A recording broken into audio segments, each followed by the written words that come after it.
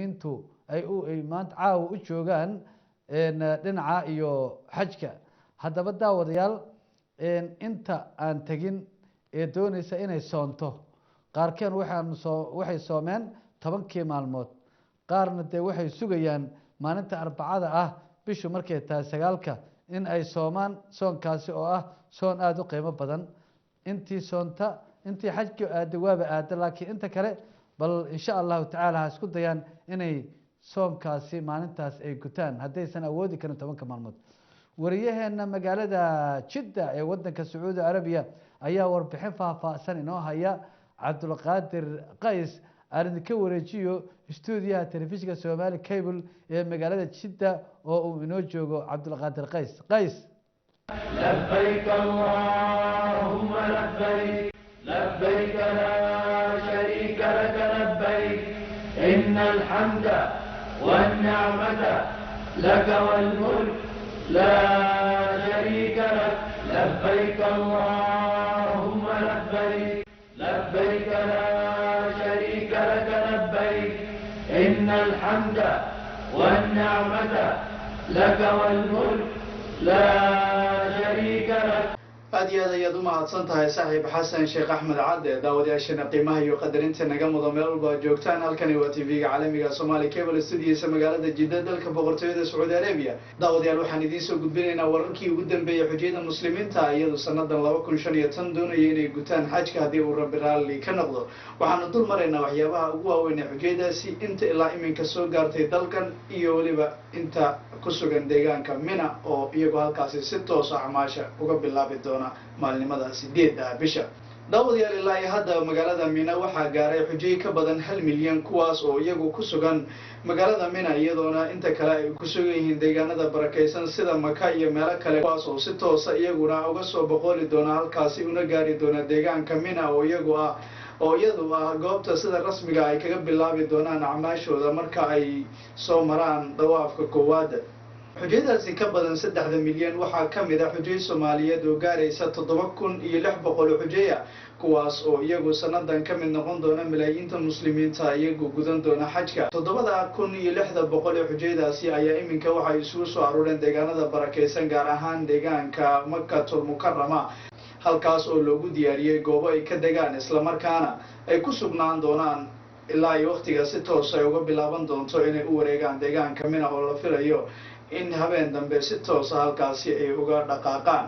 xujayadaasi 80% waxay ku sugayeen deegaanada barakeysan waxaa sidoo kale xusid mudan in gubi ahaanba ay soo gabagabooday howlihii duulimaadyada xujayada Soomaalida taasoo gubi ahaanba waqtigeedu soo idlaaday waxaa sidoo kale guddiga maamulaya xujayada iyaguna ay gaareen deegaanada barakeysan halkaas oo iyagu ay ka maamuli doonaan howlaha xujayada isla markaana u fududeyn doonaan sidii ay ugu dhaqaaqi lahaayeen deegaanka Mina waxaa sidoo kale loo diyaar garoobayaa in xujayada loo daadgureeyo deegaanka Mina halkaas oo si toos ah loogu daabuli doono gawaari waaweyn oo loogu talagalay xujayada haddaba maalinta 8 bisha Dhulxijjo waxay magaalada Mina martigelin doontaa xujay gaaraysa 3 milyan kuwaas oo ka kala yimid wadamo kala duwan oo caalamka ka mid ah haddaba magaalada Mina xujayadaasi waxaa loogu diyaariyay teendooyin fara badan kuwaas oo loo dhameeyay agabyadii muhiimka ah sida biyihii korontadii iyo adeegyo kale oo casri ah waxaa sidoo kale xusid mudan in xujayadaasi gaaraya 3 milyan xaaji kasta uu leeyahay goob uu ka seexdo halkaasi taani waa mid ka mid ah waxyaabaha ugu muhiimsan ee xusida mudan haddaba si aan wax badan uga ogaano xujayadaasi khadka waxaa igu waramay wakiil ku-xigeenka shirkadda diyaaradaha Juba Airways mudane Xasan Sheekh Cali oo isagu ku sugan deegaanada barakeysan kuwaas oo iyagu halkaa ay ka maamulayaan isagoo inoo sheegay in xujayada loo daadgureyn doono deegaanka Mina halkaasina ay ugu diyaariyeen gawaari fara badan oo ka daabuli doona goobaha ay ka degayiin magaalada barakeysan ee Makkatul Mukarrama iyagoo u gudbin doona deegaanada barakeysan gaar ahaan deegaanka Mina haddaba Xasan Sheekh Cali hadaladiisa waxaa ka mid ahaa la socotaan xujayadii Soomaaliyeed diyaaradii ugu dambeysay falaadkii ugu dambeeyay shalay galab ayuu yimid sidoo kale waxaa shalay galab yimid falaad shirkaduhu ka sameeyeen South Sudan faraad galabna waxaa yimid falaad ka yimid Kenya Nairobi ka yimid labadaas falaad waxay ka baxsan yihiin falaadyadii iyo xujayadii Soomaaliyeed sanadka kan ay soo daabulayeen shirkadaha jubba iyo daala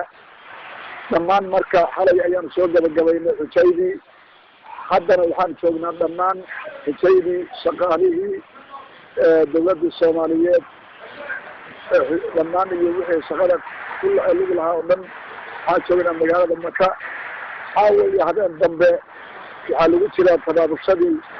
loo tabaabushaysan lahaa sida loogu guurin lahaa mashaacir alxaram muna bari maahina habeen dambe habeenka ku xiga ayaa loo guuri doonaa bisha 8 noqonaysa insha allahu tacaala ilaa haddana shaqadu aad iyo aad si wanaagsan ayay u socotaa macalimiin arrintaasi arrin aad iyo aad aan khibrad dheer weenahay weeye in badan aan ka shaqaynaynay dhammaanna xujayda agabiskii basafkii jendooyinkii shaqaalihii calaamadihii wax allayaala wixii ayagu ay ku guuri lahaayeen dhammaantood waa u diyaar wax dhibaataayana ma jiro insha allahu weliba waxaan aad iyo aad ugu sii rajo weynahay in uu sanadka kane ka hagaagi doono insha allahu sanadii hore tegay sidaa hore kugu sheegayba sanadka ka dambeeya boqolkiiba boqol isbedel badan ayaa ka jira oo heer guud ah heer caalami ah ama dawladaha guud ahaan ama gaar ahaan wadanka sacuudi carabiya martida loo yahay noqoto isbedel fara badan ayaa jira marka wax dhibaataa ma qabno aad iyo aad baan uga farxad badannahay ugana maaragtay dhiiranahay inaan arrintaas iyada ah ku guulaysan insha allahu tacaala innaga keliya ma ahan dhammaan dawladuhu waxay leeyihiin sida badan laba deegaan bay leeyihiin deegaano loogu talagalay diida iyo deegaanada kaleta ee xujayda weyn xujaweynta loogu talagalay labaduba waa diyaar boqolkiiba boqol wax dhibaata oo hadda ka jiraan ma jiraan waana loo diyaariyey dawlad walbana waxaa lagu siiya cadadkeeda iyo deegaanadeeda innaga waxaan ka qayb nahay dawladaha carabta waxaanu daris leenahay dawladaha carabtaan ku dhex jiraa alxamdulilah rabbi alamiin boqolkiiba boqol wax dhibaata ma jira midkaasu aad iyo aad bay u wanaagsan aad iyo aad mas-uuliyiin fara badan baa jooga haddii ahayn lahaayeen wasaaradihii haddii ahaan lahaayeen xildhibaanadii haddii ahaan lahaayeen maamul goboleedyadii aad iyo aad xujaay fara badan baa joogta oo mas-uuliyiin fara badan baa joogta meelo soomaaliya dhinac walba soomaaliya ka yimid baa joogta aad bay u socotaa dawladahoo dhanna wey innaga maahan waa lagu dawladahoo dhan ba waa lagu farda yeelay mid walba inay la timaado xujayda iyo culumadii dadkooda wax u sharxi lahaa iyo shaqaalihii u shaqayn lahaa marka alxamdulilah rabbi alamiin boqolkiiba boqol arrintaasi meel wanaagsan ayay maraysaa لبيك اللهم لبيك لبيك لا شريك لك لبيك إن الحمد والنعمة لك والملك لا شريك لك لبيك اللهم لبيك لبيك لا شريك لك لبيك إن الحمد والنعمة لك والملك لا شريك لك daawadayaal xajka sanadan malaayiinta muslimiinta ee gudanaysa waxaa ka mid ah madax fara badan oo caalamka ka kala socota qaar ka mid ah siyaasiyiinta Soomaaliyeed ayaa iyaguna soo gaaray dalkan Sacuudi Arabiya kuwaas oo iyagu doonaya inay gutaan xajka ama ka mid noqdaan malaayiinta muslimiinta ee gudanaysa xajka TV-ga caalamiga Somali Cable ayaa u suura gashay inuu la kulmo xildhibaan Maxamed Aadan Waabari oo ka mid ah mudanayaasha golaha baarlamaanka dawladda Soomaaliya isagu wuxuu ka mid yahay mas-uuliyiinta dawladda ee sanadan doonaysa inay xajka gutaan khadka satellite-ka ayuu si toos ah ugu jiraa isagoo ku sugan magaalada Jeddah mudane Waabari habeen wanaagsan kuna soo dhawo TV-ga caalamiga Somali Cable waan mahadsantahay marka ugu horeysa waxaan kaaga mahadcelinaynaa sida wanaagsan ee aad nooga aqbashay fursadan aad Somali Cable kula hadashid waxaad inoo soo koobtaa booqashadaada iyo waxyaabaha ugu waaweyn ee khusayso booqashadeeda dabcan laba arrinba way tahay marna waxa weeyaan waa meel aan muxuu ahaayeen inta badan aan deganaa weeyaan isla mar ahaantaana aantay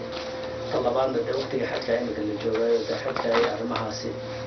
ayaanu imtay oo aantay micnaha doonaya inaan micnaha halkaasi xajka iyo arrimaha ka gudto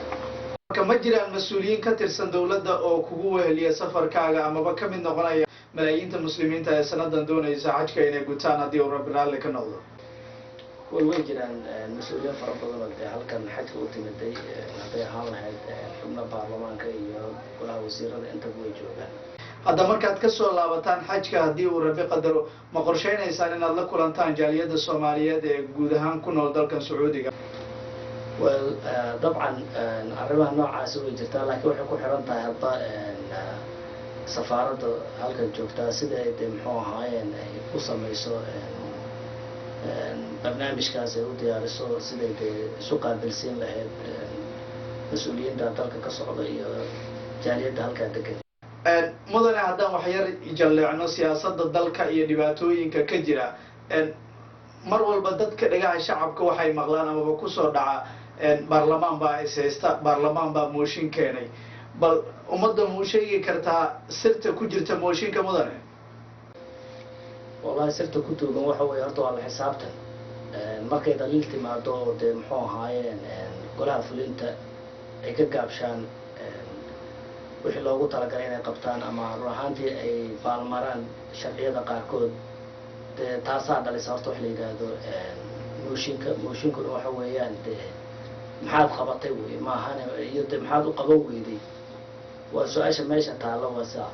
iyo dee dhaliishaaba meesha taal ama ha ka timaada dhinaca shacabka ama dhaliil muxuu ahaayeen golaha lafahantiisa dee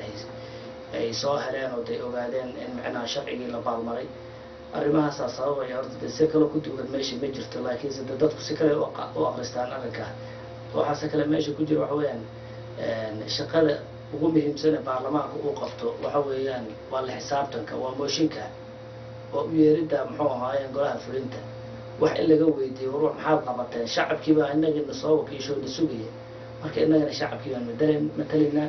saa la adligeedna waxa weeyaan waa in markaa lala xisaabtamaa oo loo yeeraa wax kaloo sidoo ku jiraa meesha ay ma jiraan. mudane marka baarlamanka waxaa lagu dhaliilaa in wax badan uu qaban lahaa uu ka gaabiyey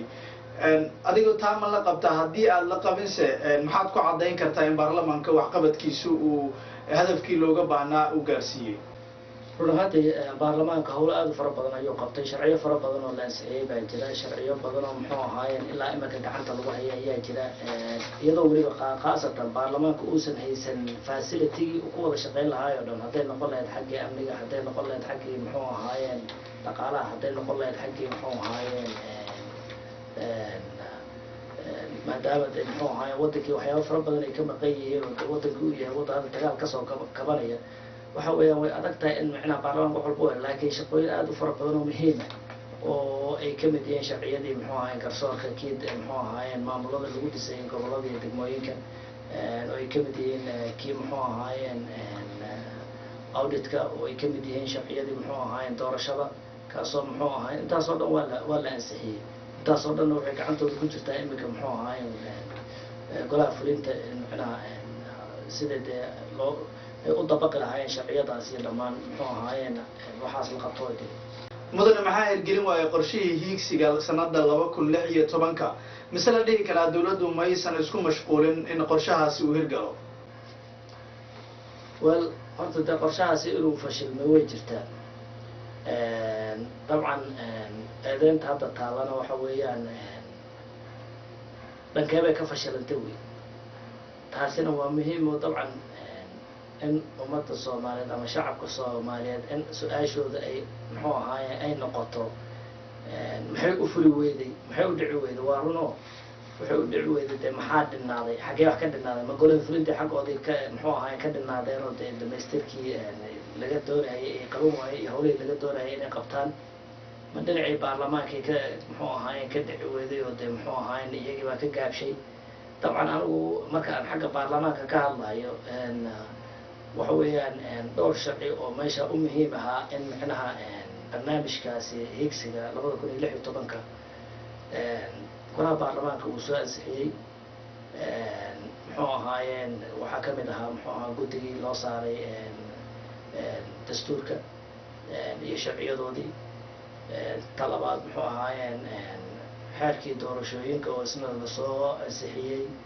iyo guddigii lafahantiisa doorashooyinka oo lasoo muxuu ahaayeen gudbiyey waxaa kaloo isna meeshii jira guddigii xuduudaha iyo sharciyadoodii marka arrimo fara badan oo intaas oo xaggan kasoo fulay way jirtaa marka waxa weeyaan su-aasha meesha taalla waxay tahay dabcan wixii dee meesha qabsoomi waaye xaggee bay ka qabsoomi waayeen waa in la isweydiiyaa markaa dabeetana muxuu ahaayeen dee haddii eed la saarahayo cidda eeddaa iskale waa inay dusha laga saara. mudane dad badan waxay qabaan in aada lumiseen kalsoonidii shacabka sida dadka idin arkaan maysu aragtaan? annagu may sidaas uma aragno sababtoo ah waa aniga kuu sheegayo xaaladda horta lagu shaqaynayay iyo dee muxuu ahaayeen dalku meesha uu ku jiro iyo meesha uu kasoo kabanayo ama uu kasoo kacay dabcan way adag tahay dee duruufo aad u adag oo lagu shaqaynayo darteed waxa weye waxyaaba badan oo dee nagu dhaliilayaan of course ma ay dhicin in la qabto laakiin dee haddana waxa weeye howlo adag baa meesha yaalla tan labaad waxa weeyaan dawladdu lafahanteedu waxa weeyaan isla qabsashadii sharciyadii muxuu ahaayeen sidii muxuu ahaa sharciyadii loo culin lahaa sharciyadii muxuu ahaayeen loo meel marin lahaa waxyaaba fara badan oo meesha jira way jirtaa oo dee dabcan annaga dhexdeeda qeylada ka dhex yeeraysa ayuunbaa inta badan sababtaan filaya in muxuu ahaa in dadkii shacabkii ay yidhaahdaan waad gaabiseen hawlihiini maydan qaban laakiin de haddana muddada yar ee koobanaan muxuu ahay meeshaan joognay howlo aada u fara badan oo aan qabanay way jiraan saa hadda kuu sheegay oo aan ku ilaahay sharciyo badan oo la ansixiyey way jiraan maanta waxa weya dalku wuxuu leeyahay dawlad ha iska tabardaraato laakiin dee muctarifa oo dee adduunku uu dee usoo istaagayo dee waxaan doonaynaa marka meeshaasi meeshii ay kasii ambaqaadi lahaayeen qolooyinka ay naga dambeeya jiilalka ay naga dambeeya iyo dadka inay macnaha ay sii noqotay maaha anagu dabcan ku oran mayno wax walba waxaanu qabanay siday ahayd waxaad ka mid tahay malaayiinta xujayda ee sanadan doonaya haddii uu rabbi raalli ka noqdo inay ka qayb noqdaan xajka sanada 2015 muslimiinta cashir gudanaysa ummadda soomaaliyeed iyo 7,600 oo xujayada soomaalidase maxaad ugu baaqaysaa guud ahaan ummadda soomaaliyeed meel kastoo joogto marka horeyso waan salaamahayaa midda labaadna waxa weyn inta xajka usoo qasaday waxaan ilaahay uga baryahayaa inuu ilaahay ka aqbalo camalkoodaasi oo si nabadna ay ilaahay ugu suurtageliyay inay ku gutaan waajibaadka waxaan kaloo halkaasi dee uga duceynayaa oon oranayaa ummadda soomaaliyeed ilaahay inuu dhibaatada ku habsatay aada u daba dheeraatay muxuu ahaayeen inuu ilaahay ka dulqaado oo ugu bedelo sanadahan soo socdo sanado muxuu ahaayeen barwaaqo iyo nabadgeliyo iyo horumar inuu ilaahay gaarsiiyo dalkaas ummadda shacabka ee kala daadsanee meel walba adduunka daafihiisa ku kala dhibaateysanna inuu ilaahay isu soo dumo oo nin walba ilaahay inuu dhibaatada ka saaro isla mar ahaantaana dee uu ilaahay waxaan uga baryahayaa inuu qof walbaayo muslima oo dee muxuu ahaayeen usoo qastay sanadkan xajka inuu ilaahay ka aqbalo aad iyo aad ayuu mahadsan yahay kaasi waxa uu ahaa mudane maxamed aadan waaberi oo kamid ah golaha baarlamaanka dowladda federaalka soomaaliya sidoo kale waxaa xubin ka yahay golaha maaliyadda dhaqaalaha baarlamaanka soomaaliya khadka satellite-ka ayuu si toosay ugu warramaya isagoo ku sugan magaalada tanjida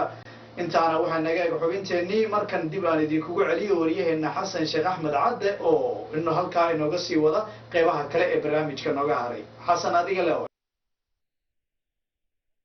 yahay waryaheena cabdulqaadir qays oo barnaamijkaasi quruxda badan inooga soo diray magaalada jidda ee wadanka sacuudi arabiya daawadayaal waxaan idin xasuusinaynaa khadka teleefonka inaad soo geli doontaan marka waraysiga xildhibaan cabdi bare oo